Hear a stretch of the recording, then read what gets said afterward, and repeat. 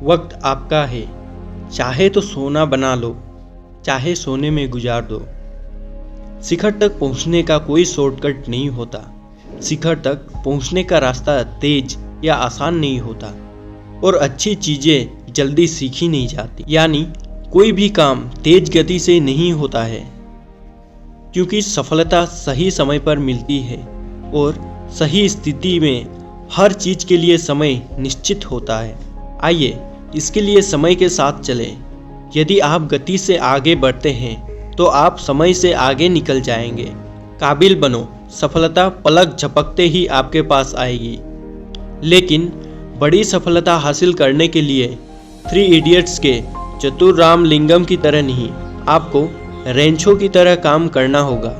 क्योंकि कड़ी मेहनत का कोई शॉर्टकट नहीं होता, बल्कि जीवन में खुद को साबित करने के अवसर होते हैं। उन मौक़ों को तलाशना होगा जो हमेशा आगे बढ़ने के लिए प्रेरित करते हैं। अगर एक बार हम पिछड़ गए तो यह न सोचे कि हम जीवन की दौड़ में पीछे रह गए, बल्कि मुश्किलों से लड़ते रहें और आगे बढ़ते रहें।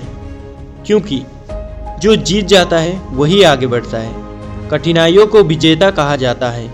परीक्षा आपके जीवन का एक हिस्सा है, इसे जीवन न बनाएं। अगर आप किसी परीक्षा में फेल हो जाते हैं तो उस समय चिंता का कारण है।